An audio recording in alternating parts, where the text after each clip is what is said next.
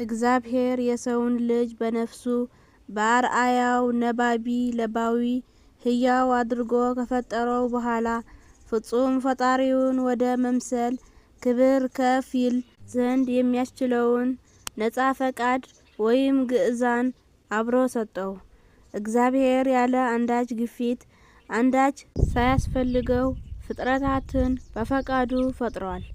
እርሱ በመፍጠሩ አንዳች የማያገኝ አንዳች የማይጎድለው በሰው እጅ የማይገለገል በራሱ ጊዜ ብፁዕና ብቻውን የሆነ ገዢ ነው።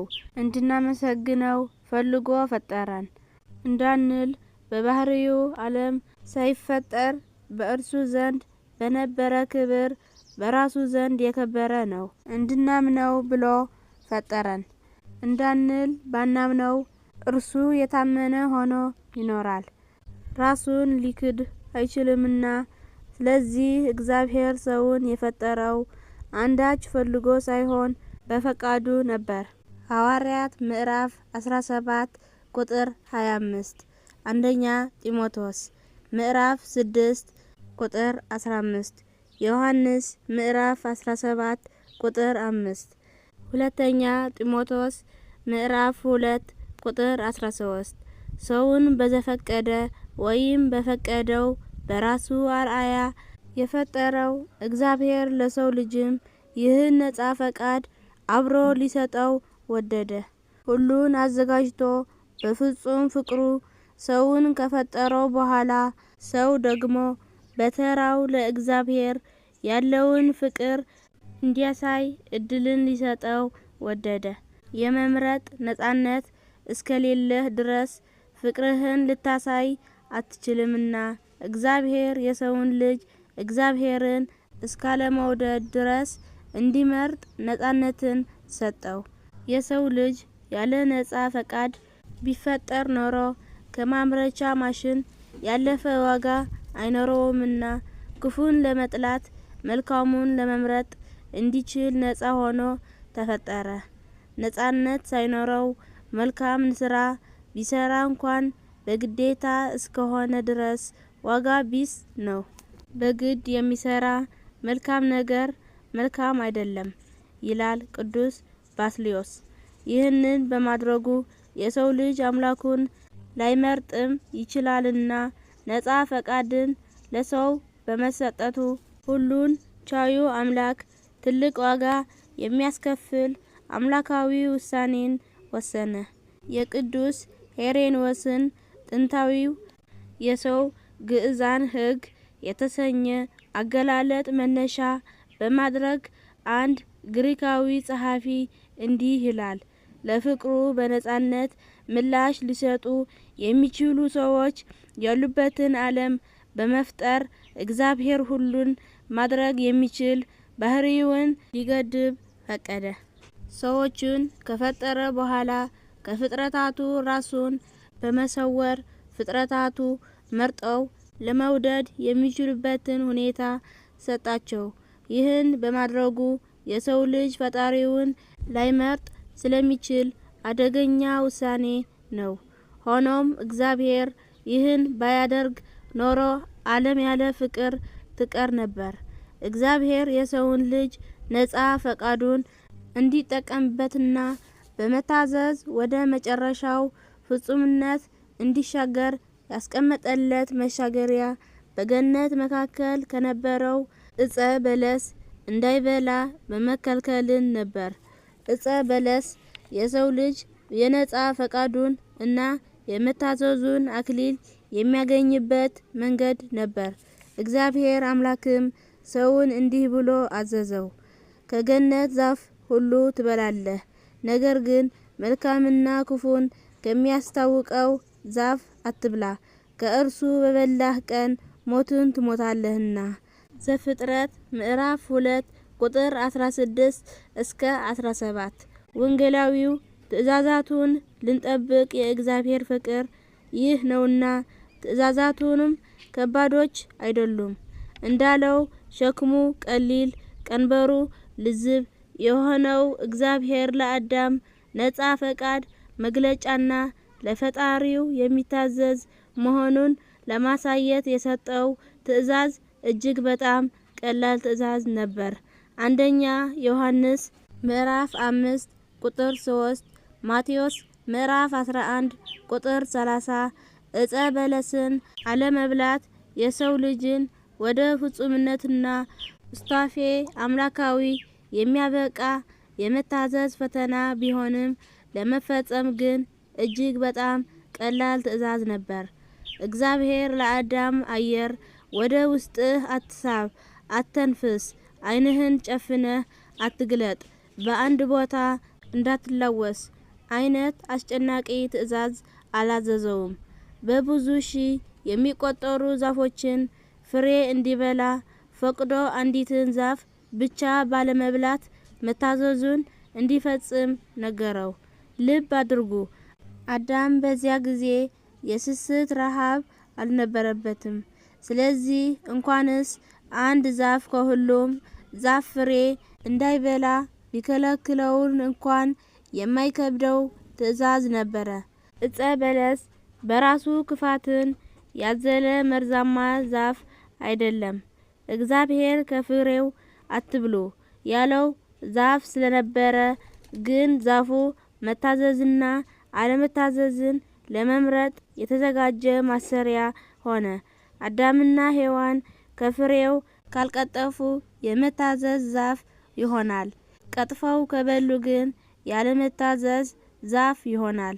እግዚአብሔር ዕፀ በለስን የፈጠረው የሰው ልጅ ነፃ ፈቃዱን ተጠቅሞ በሚወስነው ውሳኔ ወደ ዘላለማዊነት እንዲሸጋገር ምልክት እንዲሆንና የመታዘዝ ሕይወት መለማመጃ እንዲሆነው ብቻ ነው።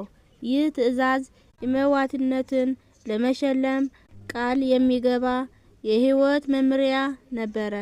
ስለዚህ ጉዳይ ቅዱስ ጎርጎርዮስ ዘእነዚናዙ ዕፀ በለስ ገና ሲበቅል ክፉ ሆኖ የበቀለ ዛፍ አይደለም ሲል፣ ቅዱስ ዮሐንስ አፈወርቅም ዕፀ በለስ በተፈጥሮው በውስጡ ክፋትን አልያዘም፣ መታዘዝና አለመታዘዝን ግን ይዟል ብሏል። ዛፉ የተለየ ምትሃታዊ ዛፍ ሆኖ አይደለም። እግዚአብሔር ለአዳም ትእዛዝ ሊሰጠው ሲል ለብቻው ጠቅሶ አነሳው እንጂ የተፈጠረው በዕለተ ማክሰኞ ከሌሎች ዛፎች ጋር ነበር። ዕፀ በለስ መሆኑ ቀርቶ ዛፉ የሾላም የዝግባም የዘንባባም ዛፍ ቢሆን አትቅጠፉት ተብሎ ከታዘዘ ያ ዛፍ ክፋትና መልካምነትን ለመምረጥ የተዘጋጀ በፈጣሪ በፍጡር በገዢና በተገዢ መካከል ምልክት የሚሆን ዛፍ መሆኑ አይቀርም። በአጭሩ በዘመናችን ቋንቋ ዕፀ በለስ የሰው ልጅ እግዚአብሔርን ከማምለክና ካለማምለክ አንዱን እንዲመርጥ የቀረበለት የምርጫ ድምፅ መስጫ ሳጥን ሲሆን ዕፀ በለስ ለሰው ውድቀት እንደ ምክንያት አድርጎ ማንሳትም መራጩን የሰው ልጅ ትቶ የድምፅ መስጫ ሳጥኑን እንደ ጥፋተኛ መቁጠር ነው። አዳምና ሔዋን ለእግዚአብሔር በነፃ ፈቃዳቸው ተጠቅመው እግዚአብሔርን መውደዳቸውና ለእርሱ መታዘዛቸውን ሊያሳዩ የሚችሉበት መንገድ ለኑሯቸው ብዙ አስፈላጊ ያልሆነው ዕፀ በለስን ባለመብላት ብቻ ነበር። ያንን ማድረግ ከቻሉ እግዚአብሔርን የመምሰልን የመጨረሻ ክብር አግኝተው ወደ ዘላለማዊነት ያድጉ ነበር። ቅዱስ ጎርጎርዮስ ዘኑሲስ እንዳለ ዛፉ የተቀመጠው ሰው ቀስ በቀስ ወደ ሕያውነት እንዲመጣና በሕጉ ሕይወትነት ሕያው እንዲሆን ነበር። አዳምና ሔዋን የተሰጣቸውን ነፃነት ተጠቅመው ሕይወትን መምረጥ ባለመቻላቸውና ከዛፉ ፍሬ በመብላታቸው የገዛ ነፃነታቸው እስረኞች፣ የነፃ ፈቃዳቸው ሰለባዎች ሆኑ። የተጻፉት ትእዛዛት በሌሉበት በዚያ ጊዜ ለእነርሱ የተሰጠች ብቸኛ ሕግ ከዚያች ዛፍ ፍሬ እንዲጾሙ ነበር። አታመንዝር፣ በሐሰት አትመስክር፣ ወላጆችን አክብር የሚል ሕግ አልተሰጣቸውም። ሆኖም በገነት ሳሉ የነበረችውን አንዲትም ሕግ እርሷም ሕግጋቱን ሁሉ ፍጹም የምታደርግ የፍቅር ሕግን ጥሰው ክብራቸውን አጡ። አንዳንድ ሰው አዳምና ሔዋን ዕፀ በለስን ከመብላታቸው በፊት ምንም ነገር የማያውቁ ሆነው ቆይተው በዛፉ ፍሬ እውቀትን እንዳገኙና ዛፉን ጥበብን የሚሰጥ እንደሆነ ያስባሉ። የእባብን ቃል ይዞም እግዚአብሔር አላዋቂ ሆነው እንዲቀሩ ለማድረግ ፈልጎ ዛፉን እግዚአብሔር ዓላማው ከአዳምና ሔዋን ዛፉን መከልከል ከሆነ ስለ ዛፉ ባለመንገር ብቻ ዛፉን ሳይበሉ እንዲኖሩ ማድረግ ይችላል። ጨርሶም ዛፉን ባለመፍጠር ደግሞ ዘግይተውም ቢሆን እንዳያገኙት ማድረግ ይችላል። እግዚአብሔር ዓላማው ሰው ለፈጣሪው በግድ የሚገዛና የሚነዳ ባሪያ እንዳይሆንና ወድዶና መርጦ በነጻ ፈቃዱ አምላኩን ማምለክ እንዲችል ማድረግ ነው። ከዚያ ውጪ ግን አዳምና ሔዋን ዕፀ በለስን ከመብላታቸው አስቀድሞ አዋቂዎች ነበሩ። የሰው ልጅ ሲፈጠር ከመላእክት እጅግ ጥቂት አሳነስከው ተብሎ እንደተጻፈ አዋቂ ሆኖ የተፈጠረ ፍጥረት ነበር። ጠቢቡ ሲራክም ስለ ሰው ተፈጥሮ ሲገልጽ በምሳሌው ፈጠራቸው፣ ፍጥረቱ ሁሉ ይፈሯቸው ዘንድ አደረገ፣ ጥበብና ማወቅንም አጠገባቸው፣ ክፉና በጎንም አሳያቸው ብሏል።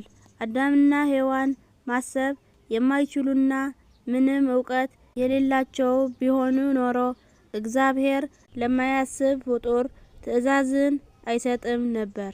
ማሰብ ለማይችል አዳምም ለእንስሳት ስም አወጣላቸው፣ ገዢ ሁናቸው ብሎም አያዝም ነበር። መዝሙር ምዕራፍ 8 ቁጥር 5፣ ሲራክ ምዕራፍ 17 ቁጥር 3 እስከ 7። ይህ ከሆነ ዕፀ በለስ ክፉና ደግን የሚያሳውቅ ዛፍ ለምን ተባለ?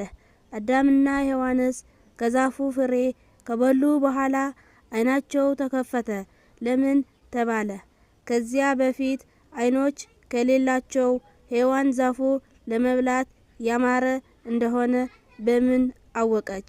ማየትስ ካልቻለች ወደ ሚያስጎመጀው የዛፉ ፍሬ ለምን አንጋጠጠች? ይላል አባ ጊዮርጊስም። እግዚአብሔር መልካምንና ክፉን ከሚያስታውቀው ዛፍ አትብላ፣ ከእርሱ በበላህ ቀን ሞትን ትሞታለህና ብሎ ለአዳም አዝዞታል። ስለዚህ ዛፉ መልካምና ክፉን ያሳውቅ ከሆነ ሰው ቢያውቅ እግዚአብሔር ምን ገዶት ነው? የከለከለው እባብ ያለው ልክ ነው ማለት ነው። የሰው ልጅ ከዚያ በፊት እውቀት ነበረው ካልን እግዚአብሔር እየከለከለው ያለው እውቀት ምንድን ነው? ይህን ለመመለስ አንድ ምሳሌ ልጠቀም። አንድ አባት ለልጁ ይህ የሚሽከረከር መሳሪያ ውስጥ እጅህን እንዳታስገባ፣ እጅህን ካስገባ እጅህን ይቆርጠሃል ብሎ አስጠነቀቀው እንበል። አባት ይህን ካለው በኋላ አንድ ተንኮለኛ ሰው መጥቶ እጅህን እዚህ ማሰሪያ ውስጥ አስገባ ብሎ መከረው። ልጁም አይሆንም አባቴ እጅህን እንዳታስገባ፣ ካስገባ እጅህን ይቆርጠሃል ብሎኛል አለው። ተንኮለኛውም መልሶ አባትህ ይህን ያለ እጅህን ስለመቁረጥ ሳይሆን እጅን ወደ ተሽከርካሪው መሳሪያ ማስገባት ምን እንደሆነ እንዳታውቅ ብሎ ነው አለው። ልጁም ይህን ምክር ይዞ እጁን ወደ መሳሪያው ከተተ፣ እጁም ተቆረጠ። ያን ጊዜ ዓይኑ ተከፈተ። አባቱ የከለከለው መሳሪያ ውስጥ እጅ ማስገባት ምን እንደሆነ አወቀ። እጁንም አጣ። ተደብቆ ሲያለቅስ አባት ልጄ ሆይ ወዴት ነህ ብሎ ጠራው። ልጁም እጄን ስለተቆረጥሁ ፈራሁህ ተደበቅሁም አለው።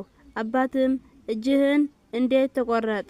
እጅህን ወደሚሽከረከረው መሳሪያ አስገባኸው አለው እያለ ይቀጥላል። እጸ በለስ ክፉና ደግን ያሳውቃልን? አዎ ያሳውቃል። የመታዘዝን ጸጋ ባለመታዘዝም የሚመጣውን ውርደት ያሳውቃል። አዳምና ሔዋን ከዛፉ ፍሬ በፊት የነበራቸውን ክብር ያውቃሉ። ዛፉን በልተው ደግሞ በክብር መዋረድ ምን እንደሆነ አወቁ። ዓይናቸው ተከፍቶ ያወቁት የመጀመሪያው እውቀት ራቁታቸውን እንደሆኑ ነው። መልካሙን ተነጥቀው ክፉውን ተሸክመው አወቁት። የሰው ልጅ እጸ በለስን በመብላቱ የበለጠ ክብር አገኛለሁ ሲል የነበረውንም ክብር አጣ። የቆጡን አምላክነት አገኝ ብሎ የብብቱን ሰው መሆን አጣ። ከዛፉ ፍሬ ከበላ በኋላ አዳም እንኳን ከአምላክ ጋር እኩል ሊሆን ከመብላቱ በፊት ራሱ ከነበረበት ክብሩም ጋር መተካከል አልቻለም። ለሰው ቅን የምትመስል መንገድ አለች፣ ፍጻሜዋ ግን ሞት ነው የሚለው ቃል የተሻለ ክብር አገኛለሁ ብሎ ወደ ሞት ለተጓዘው አዳም የተስማማ ሆነ። ምሳሌ ምዕራፍ 14 ቁጥር 12 ቅዱስ ዮሐንስ አፈወርቅ እንዲህ ይገልጸዋል። የሰው ልጅ የበለጠ ክብርና እውቀት አገኛለሁ ብሎ የነበረውን ጣለ። ከእግዚአብሔር ጋር እኩል አለመሆን ብቻ ሳይሆን ወደ ባሰ ወጥመድም ተጣለ። ዛፉን በመብላቱ ምንም አለማግኘቱ ሳያንስ የተሻለ እውቀት አገኛለሁ ብሎ የነበረውንም እውቀት አጣ። በእጸ በለስ የተገኘው ጥበብ ጥበበኞች ነን ሲሉ ደንቆሮ ሆኑ። ወእንዘ ይፈቅዱ ይጥበቡ አብዱ የተባሉ አይነት የኃጢአት እውቀትና ውርደት ነበር። የሰው ልጅ እርቃኑን መሆኑን ለማወቅ ብሎ እግዚአብሔርን የማያውቅ ጸጋ አጣ። መልአኩ ቅዱስ ሩፋኤል ለጻድቁ ሄኖክ የእጸ በለስን ዛፍ ባሳየው ጊዜ የተናገረው ይህን እውነታ የበለጠ ያጎላዋል። ይህ ዛፍ ምንድነው አልሁት። ቅዱስ ሩፋኤልም መለሰልኝ፣ የቀደሙ ሽማግሌው አባትህና ባልቴቲቱ እናትህ ከእርሱ የበሉ የጥበብ ዛፍ ይህ ነው። ጥበብንም አወቁት፣ ዓይኖቻቸውንም ተገለጡ፣ ራቁታቸውንም እንዳሉ አወቁ፣ ከገነትም ተሰደዱ። ሄኖክ ምዕራፍ 8 ቁጥር 23 እስከ 28። የአንድ ዛፍን ፍሬ መብላት የሰውን ዘር ይህን ያህል ዋጋ ማስከፈል ነበረበትን ብሎ የእጸ በለስን ጉዳይ የአንድ ፍሬ ጉዳይ አድርጎ የሚረዳ ሰው ካለ የዋህ ነው። አዳምና ሔዋንን የጣላቸው ፍሬው ሳይሆን ፍሬውን የበሉት ምክንያት ነው። እጸ በለስን የበሉት የእባብን ቃል ሰምተው አምላክ ለመሆን ፈልገው ነው። የፍሬውን ቅርፊት በጥርሳቸው ሲፈነቅሉም መፈንቅለ አምላክ እያካሄዱ ነበር እንጂ ረሃባቸውን እያስታገሱ አልነበረም። ስለዚህ ጉዳዩ አምላክነትን የመሻት ያለመታዘዝና በነጻ ፈቃድ ማመጽ ነው። ለዚህም ነው ቅዱስ ኤፍሬም እጸ በለስን መብላትን ሔዋን እንጨት በልታ ያደረገችው አመጽ ብሎ የሚጠራው እርቃንን ማወቅ እውቀት ከሆነ አዳምና ሔዋን ቢቀርባቸው ይሻላቸው ነበር። ቅዱስ ባስልዮስ እንዲህ ይላል፣ እርቃናቸውን አለማወቅ ይሻላቸው ነበር። በማወቃቸው ምክንያት የሰው ልጅ ሕሊና ተራ ፍላጎቶቹን ለማሟላት ወደ መጨነቅ ወረደ። ለራሱ ልብስን ለማዘጋጀትና እርቃኑን ለመሸፈን ተጋ። በዚህ ምክንያት ወደ ፈጣሪ ብቻ ከማየት አቋርጦ ልቡ ወደ ሌላ ነገር ተከፈለ። የብርሃን ልብስን የለበሰው ንጉሥ የሰው ልጅ እርቃኑን ለመሸፈን ቅጠል አገለደመ። ፈጣሪውም በኋላ የቁርበት ልብስን አልብሶ ከገነት አስወጣው። የእንስሳት ገዢ የፍጥረታት አክሊል አዳም የእንስሳት ቆዳ ለብሶ ከገነት ሲወጣ ከማየት በላይ ምን የሚያሳዝን ነገር አለ? እንስሳት ቀና ብለው የማያዩት ንጉሥ የእንስሳትን የተፈጥሮ ልብስ ተውሶ የእርቃኑ መሸፈኛ አድርጎ እንስሳ መስሎ ሲታይ ምንኛ ያሳዝናል። ሰውስ ክቡር ሆኖ ሳለ አላወቀም፣ እንደሚጠፉ እንስሶች መሰለ የሚለው የዳዊት መዝሙር ለዚያች ዕለት የተስማማ ነበረ። መዝሙር ምዕራፍ 49 ቁጥር 12።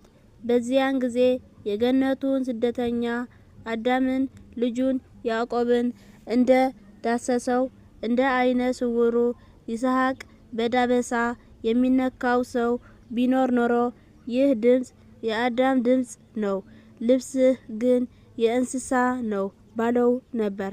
መዝሙር ምዕራፍ 49 ቁጥር 12። ዘፍጥረት ምዕራፍ 27 ቁጥር 22። የሰው ልጅ መዋረድ በቁርበት ልብሱ እንስሳትን በመምሰል አላበቃም።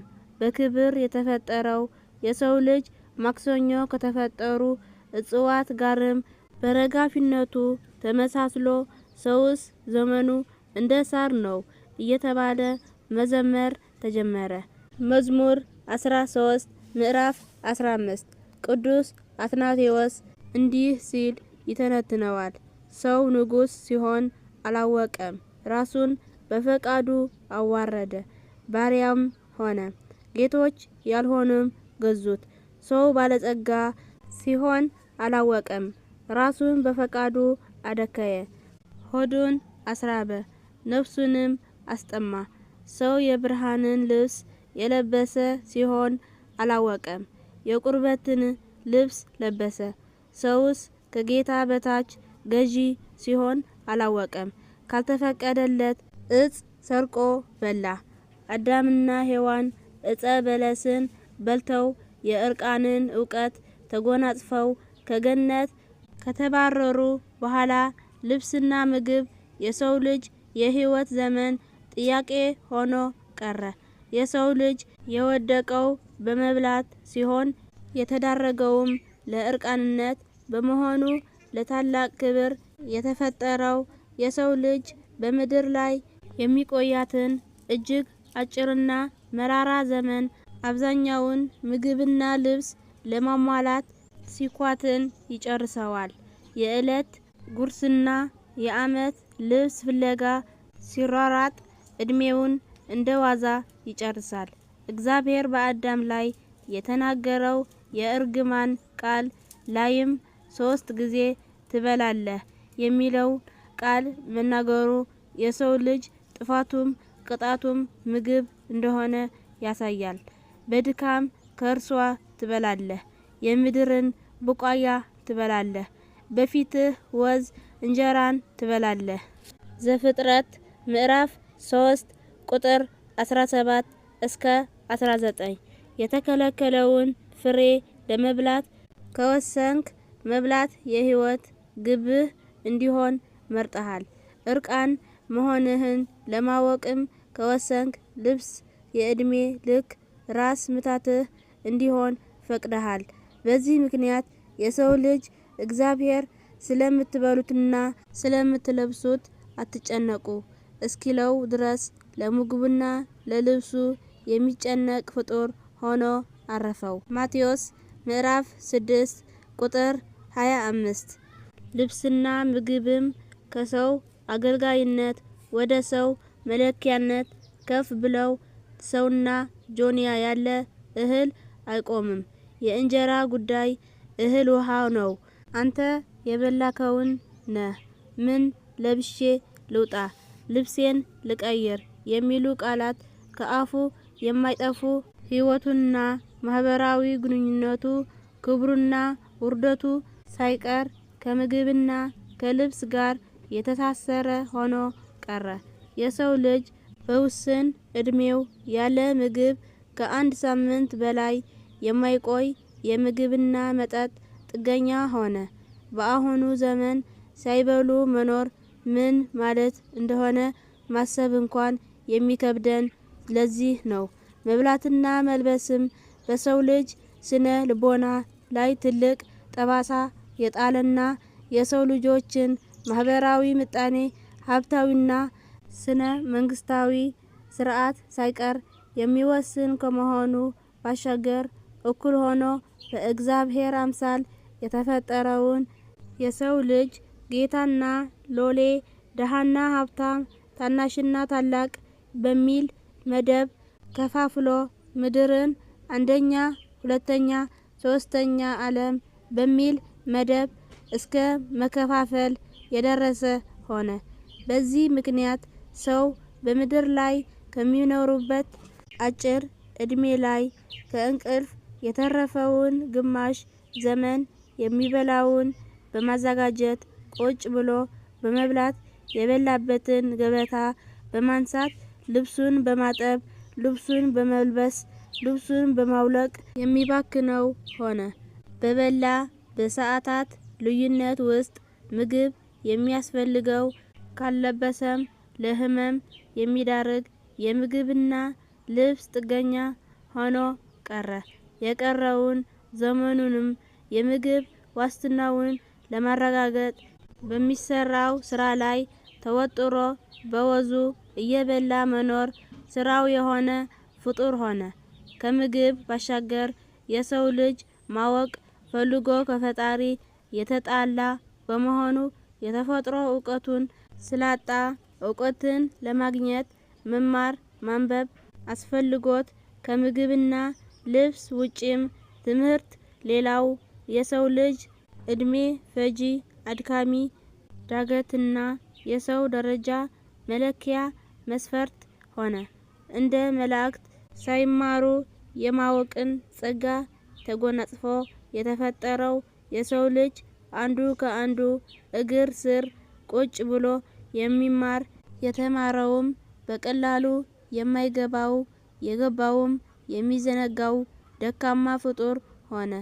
ያውም ዘርፎች መርጦ ለማወቅ እንጂ በሁሉም ነገር ላይ ለማወቅ እድሜውም የማይፈቅድለት ሲሆን ይህችም እውቀት ሆና አንዱ በሌላው ላይ እየተኮፈሰ የሚመካበት ጉዳይ ሆኖ አረፈው።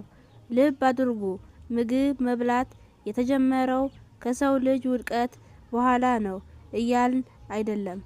ከገነት ዛፍ ሁሉ ትበላለህ እንደሚል ከእፀ በለስ ውጪ ያለው የተፈቀደላቸው የዛፍ ፍሬ በሙሉ ይህን ያሳያል። ዘፍጥረት ምዕራፍ 2 ቁጥር 16 አዳምና ሔዋን በገነትም ሳሉ ምግብ ይበሉ ነበር። ሆኖም ምግብን የሚበሉት ረሃብ በእነርሱ ላይ ስልጣን ኖሮት የሚያስገድድ ፍላጎት ተገፍተው የህልውና ጥያቄ ሆኖባቸው አልነበረም። ልብስንም መልበስ የማያስፈልጋቸው በብርሃን ልብስ ያጌጡ ነበሩ። ምድርን አጎሳቅለው የሚያስታግሱት ረሃብና ስግብግብነት አልነበረባቸውም። ከእርግማን ወዲህ ግን ምድርም ስለተረገመች ሰው የፈለገውን ምግብ በደስታ የማታቀርብና የአዳምን የድካም ላብና ወዝ ካልጠጣች የማታፈራ ሆነች። የሰው ልጅ በደረሰበት የምግብ ምርኮኝነት ምክንያትም ጠባዩ ተለውጦ ምድርን የሚያጎሳቁል እንደ ልጅ ስም ያወጣላቸውን እንስሳት ሳይቀር አሳድጎ አርዶ የሚበላ ሆነ። ከእነርሱም ኃይለኞቹ አራዊት ገዣቸውን የሰው ልጅ ካገኙ የማይምሩ ሆነው ተለያዩ። አዳም ወደ ነበረበት ምግብን ያልተመረኮዘ ኑሮ ምን እንደሚመስል ለማየት የምትፈልግ ከሆነ ብቸኛው መንገድ ጾም ነው። አብዝቶ የሚጾም ሰው ከምግብ ምርኮኛነት ወጥቶ የጥንተ ተፈጥሮ ማንነቱን ለማግኘት የሚታገል ሰው ሲሆን በዚህም ብዙዎች ተጠቅመው በሕይወት ሳሉ የገነትን ኑሮ ምንነት ተረድተዋል። እንደነ አባ እንጦንስ ያሉትን ጾመኞች ሰይጣን ከመጀመሪያው ሰው አዳም ወዲህ እንዲህ ያለ ሰው አልገጠመኝም ብሎ የተደነቀባቸው ለዚህ ነው። ጾም አያስፈልግም እያለ የሚከራከር ሰው ደግሞ እርግማኔን አትንኩብኝ፣ ምግብን እንደተደገፍኩ ልኑር የሚል ይመስላል። በቅዱስ ጳውሎስ ሆዳቸው አምላካቸው ከተባሉት ወገን ነው።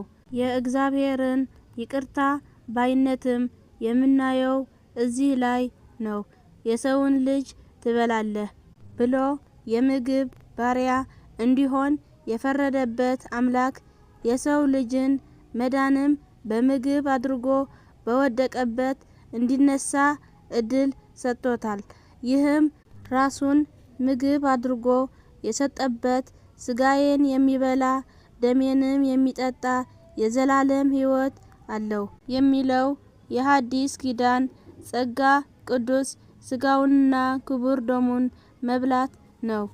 ዮሐንስ ምዕራፍ 6 ቁጥር 54 የሚያሳዝነው አትብላ የተባለውን በልቶ የወደቀው የሰው ልጅ አሁን ደግሞ እንኳችሁ ብሉ ይህ ስጋዬ ነው ተብሎ የተሰጠውን የሕይወት ምግብ ደግሞ ባለመብላት ፈጣሪውን አልሰማ ማለቱና ከእግዚአብሔር መንገድ በተቃርኖ መቆምን መምረጡ ነው።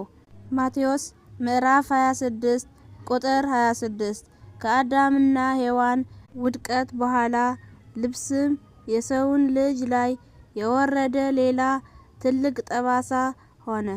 ሰው ሰውነቱ ብቻ የሚያስከብረው ፍጡር እንዳልነበረ ልብሱን በማየት መለካት፣ አለባበሱን አይቶ ማክበር፣ ልብሱን አይቶ መናቅ የዓለም ሕይወት መመሪያዋ ሆነ።